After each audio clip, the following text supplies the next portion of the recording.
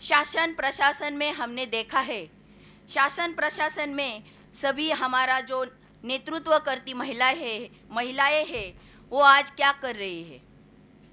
आज़ादी के 75 साल पूरे हुए, हमने अमृत महोत्सव मनाया है और आज हम 75वां संविधान का पूरा 75 साल हुआ है, ये भी मनाने जा रहे हैं। इस अवस्था में हमें महिलाओं की परिस्थिति और स्थिति को क्या हमारे अत्याचार अन्याय हो रहे हैं वो सब कम हुए हैं क्या, इस पर गंभीरता से चर्चा करनी होगी। क्योंकि हमारे जो अन्याय अत्याचार की घटनाएं हैं वो संविधान लागू होने के बाद, हमें स्वतंत्रता मिलने के बाद जो घटनाएं हैं वो कम हुई नहीं है। हमारे ऊपर होने वाले जो अन्याय अत्याचार है उसमें कटौती नहीं बल्कि बढ़ोतरी हुई है, ऐसा मुझे लगता है। क्योंकि हमने देखा है कुछ 4-5 साल के बीच में की घटनाएं देखी है। हमने देखा है बिल्किस बानो को अत्याचार हुआ, उस पर उनको न्याय मिला क्या? नहीं मिला। मणिपुर की घटनाएं, ये लज्जास्पद घटनाएं है, उस महिला को न्याय मिला क्या? नहीं मिला। पश्चिम बंगाल में हमारी जो बेटी है, कलकत्ता में जो हमारी बेटी है, डॉक्टर महिला है, उस पर जो अन्याय हुआ तो उस अन्याय को उसको न्याय मिला क्या? नहीं मिला। तो कैसे कह सकते हैं कि हम आज़ाद है, आज़ाद भारत में जीवन जी रहे हैं? तो नहीं कह सकते हैं कि हम आज़ाद हुए हैं। हमारे आज़ादी के लिए हमारे महापुरुषों ने अनेक आंदोलन करके 108 साल के आंदोलन से हमें जो अधिकार दिए, वो अधिकार हमें संविधान लागू होने के बाद पूरी तरह से न अवलंबित होने के कारण, सब खत्म होने के कारण हमारी जो परिस्थिति मनुस्मृति में थी वही परिस्थिति आज हमें दिखाई दे रही है। सितंबर 2023 में नारी शक्ति वंदन अधिनियम 2023 जो आया है, हमारे नए संसद भवन के पहले दिन में वो जो अधिनियम 2023 नारी शक्ति वंदन नाम का जो हमारे महिलाओं को राजनीतिक स्थान देने का जो प्रयास किया है हमारे गवर्नमेंट ने, मुझे तो अभी डर लग रहा है। कुछ भी घोषणा हमारे महिलाओं के लिए, बच्चों के लिए, कोई भी घोषणा हमारे देशवासियों के लिए हो रही है, तब अब मुझे डर लगने लगा है। क्योंकि कोई घोषणा हमें न्याय नहीं दे रही, बल्कि हमें और भी परेशानी में डाल रही है, ऐसा दिख रहा है। महिलाओं का हक और अधिकार, ये जो घोषणा है, ये जो अधिनियम है, 33% जो हमें राजनीति में अधिकार मिलने हैं, वो अधिकार हमें मिले तो हम सोचते हैं कि हमारे ये परिस्थिति बदल जाएगी। पर मुझे आज भी महिलाएं राजनीति में है। हमारे राष्ट्रपति द्रौपदी मुर्मू महिला है और अन्य भी पक्ष विपक्ष में अन्य सारी महिलाएं हैं, लेकिन महिलाओं के लिए कोई भी आज आवाज़ नहीं उठा रहे, ऐसे दिखते नहीं। क्योंकि वो अपने ही पक्ष के प्रशंसा में और विपक्ष की निंदा में जुटी रहती है, ऐसा दिखाई दे रहा है। क्योंकि उनको विचारधारा नहीं है, स्वतंत्र विचारधारा नहीं, पक्ष की विचारधारा से वो चल रही है। उसको स्वतंत्र विचारधारा जो होती तो वो हमारे लिए काम करती, ऐसा मुझे लगता है। छत्रपति शिवाजी महाराज ने एक महिला पे अत्याचार होता है तो उस महिला के अत्याचारी को हाथ पैर तोड़ने की सजा दी। क्या हमारे न्याय व्यवस्था में है? आज संविधान की जो राज्य घटना से का अपना कार्यकाज चलता है, उसमें मिलती है सुविधा ऐसी महिलाओं के लिए अत्याचार के? बल्कि नहीं। तो हम कैसे कह सकते हैं कि हम आज़ाद हैं? महात्मा फुले, सावित्रीबाई फुले ने हमारे लिए 1 जनवरी 1848 में स्कूल हमारे लिए खोले, शिक्षा दी, हमें मुक्त किया। हमारे जो महामानव है उन्होंने हमें असली अधिकार दिए हैं। उन्होंने शिक्षा का अधिकार केवल घोषणा करके नहीं दिया, उन्होंने अपनी बीवी को पढ़ाई दी और उसको पहले स्कूल में सिखाने के लिए, बच्चों को पढ़ाने के लिए भेजा और अपने घर से शुरुआत की। उसमें फातिमा शेख भी शामिल थी। इस तरह से हमें जो न्याय देने की प्रक्रिया है वो प्रक्रिया उन्होंने अपने कार्य से शुरू की। छत्रपति शाहू महाराज वो हमेशा अपने राज्य में जाते थे अपना भेष बदल कर, और ऐसे ही जाते घूमते समय उनको एक महिला दिखी जो दोपहर के समय अपने पति का खाना लेकर खेत में जा रही थी। तब वो महाराज भूखे थे, उनको लगा उसके पास कुछ तो खाने को होगा। महाराज ने उन्हें रोका और क्या है बोला, तो उस महिला ने अपने भाई को खिलाया जाता है वैसे उनको खाना खिलाया, और महाराज तृप्त हो गए। महिला का समय गया, वो फिर से घर गई, फिर से उसने खाना पकाया और फिर अपने पति के लिए लेकर आई। 2-4 दिन के बाद महाराज ने उनको फिर से बुलाया, राज दरबार में बुलाया। महाराजा का बुलावा आया, इससे महिला घबराई गई, क्या हुआ, किस लिए मुझे महाराज ने बुलाया होगा, ऐसा वो सोचने लगी। फिर क्या, घबराते हुए वो दोनों महाराज के दरबार में गए, तो महाराज ने उनको खेत और उसको साड़ी चोली पहनाकर, साड़ी चोली उसका सत्कार किया। केवल सत्कार नहीं किया तो उसके नाम कुछ एकड़ जमीन दी।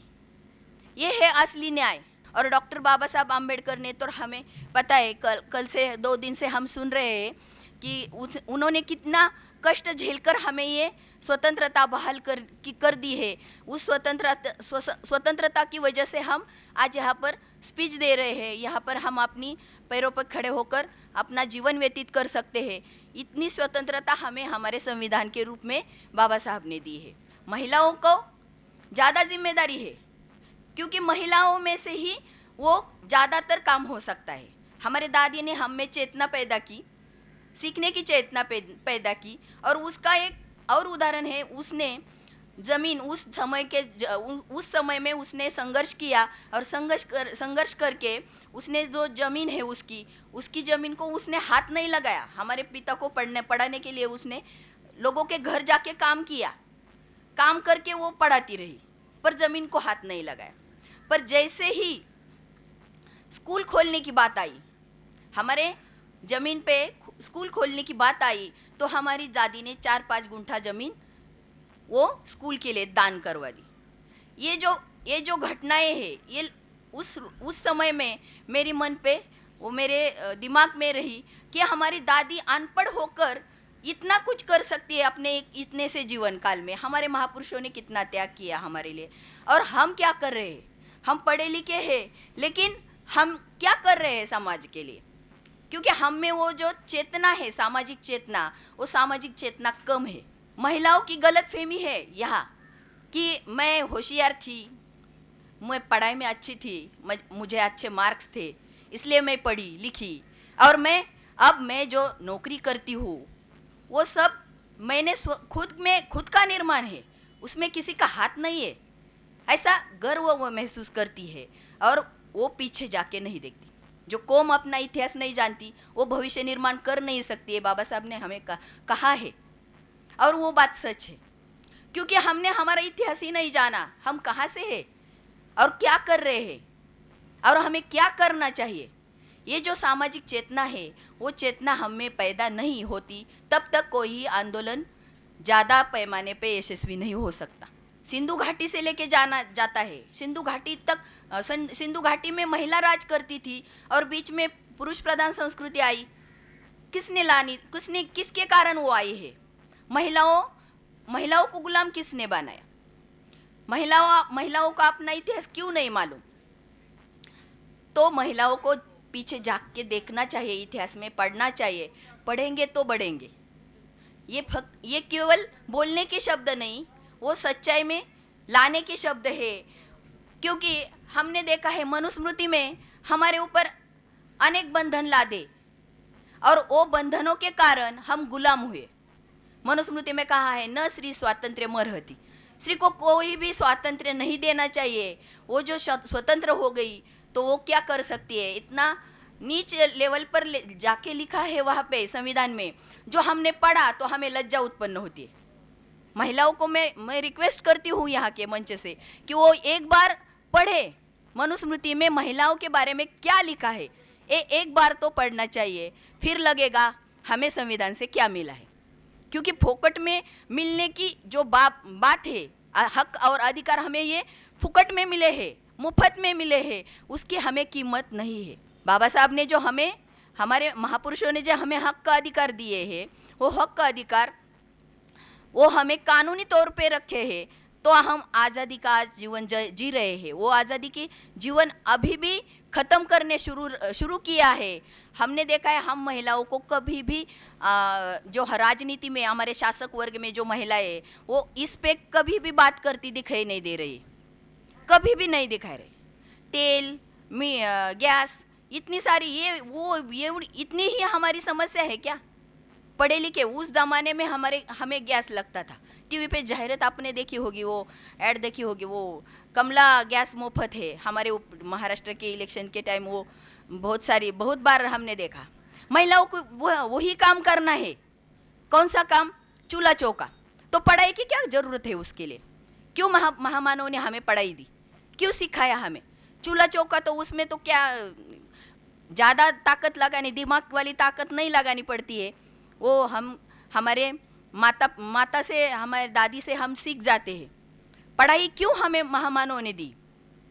पढ़ाई से हमारा मस्तक काम करने लगता है, दिमागी तौर पर हम विचार करने लगते हैं, और अच्छा बुरा, सच्चा झूठा या इनमें से भेद हम कर सकते हैं। इसलिए हमें पढ़ाई दी। और ये क्षमता केवल पुरुषों में है ऐसा नहीं, महिलाओं में भी वही क्षमता है, ऐसा महात्मा फुले जी को लगा। इसलिए उन्होंने पहला जो स्कूल खोला वो महिलाओं के लिए खोला। महिलाओं की क्षमता से वो जागरूक थे, महिलाओं की क्षमता से वो पहचान उनको थी, इसलिए महिलाओं के लिए पहला स्कूल खोला। उनको ये मालूम नहीं कि विदेश में मतदान का अधिकार नहीं था, उनको लड़ाई करनी पड़ी। हमें मतदान का अधिकार मुफ्त में मिला। मानवाधिकार जो हमें मानव नहीं समझते थे, मनुस्मृति के अंदर हमें मानव भी नहीं समझते थे, वो मानवीय जीवन जीने के लिए हमें हमारे महापुरुषों ने व्यवस्था की। वो अधिकार मिलने के लिए आज भी ईरान में एक महिला संघर्ष करती है। आपने सुना होगा शांति पुरस्कार 2023 का जो नरगिस मोहम्मदी नाम की एक महिला है, जो ईरानी महिला है, उनको मिला है। वो जेल में है। वो हमें जो अधिकार मिले हैं वो मिलवाने के लिए वो सरकार से लड़ रही है। 10 साल से वो जेल में है। जेल में रहकर वो अपनी लड़ाई जारी शुरू रखी है उसने। और वो 51 साल की है और उसकी आधी जिंदगी जेल में जा रही। किस लिए? सिर्फ ये समानता के अधिकार, मानव अधिकार हमें महिलाओं को मिलने चाहिए इसलिए। लेकिन हमें मिला है तो हमें कीमत नहीं है।